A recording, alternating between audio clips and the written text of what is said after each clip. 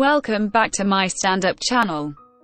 The man arrested over the deadly Christmas parade attack in Wisconsin should have been behind bars following an arrest earlier this month, but was released on an inappropriately low bond days before the attack, the district attorney admitted Monday.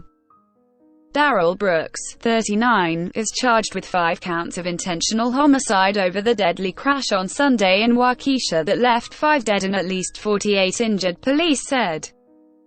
Brooks was out on $1,000 cash bail at the time of Sunday's tragedy after he allegedly punched the mother of his child and purposefully ran her over with his vehicle in a Milwaukee gas station parking lot on November 2, according to court documents. He was arrested and charged that same day with resisting or obstructing an officer, reckless endangering safety, disorderly conduct, bail jumping, and battery. The Milwaukee County District Attorney's Office said Monday it had launched an internal probe into how Brooks was given such a low bond given the seriousness of the charges and his criminal history. The state's bail recommendation in this case was inappropriately low in light of the nature of the recent charges and the pending charges against Mr. Brooks, the DA's office said in a statement. The bail recommendation in this case is not consistent with the approach of the Milwaukee County District Attorney's Office toward matters involving violent crime, nor was it consistent with the risk assessment of the defendant prior to setting of bail. This office is currently conducting an internal review of the decision to make the recent bail recommendation in this matter in order to determine the appropriate next steps. Brooks also has another pending case in Milwaukee from July last year in which he is charged with reckless endangering and illegal possession of a firearm, court documents show. Police said they were called to Brooks' home after he allegedly fired his gun during a dispute with his nephew on July 24.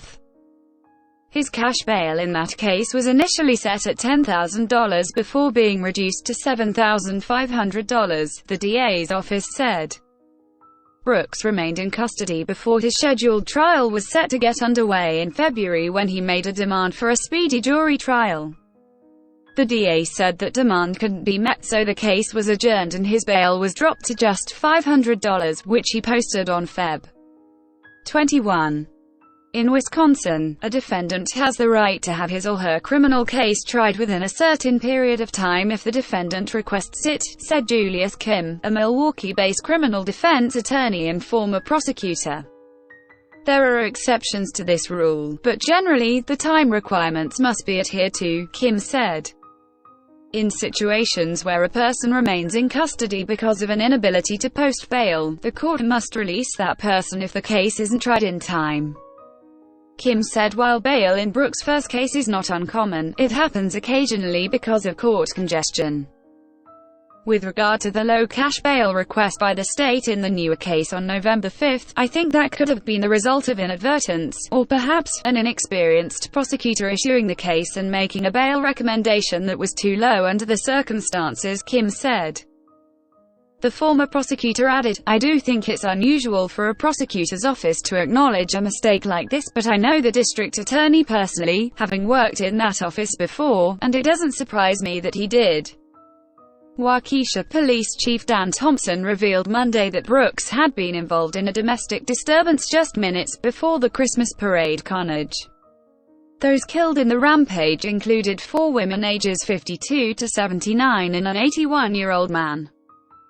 John Gross, associate professor at the University of Wisconsin Law School and the director of the Public Defender Project, said while he expects public outrage regarding Brooks' prior bail, he said Sunday's deadly incident was an aberration. My fear here is that people are going to have a knee-jerk reaction and say people charged with violent crimes shouldn't be allowed on the streets, Gross said.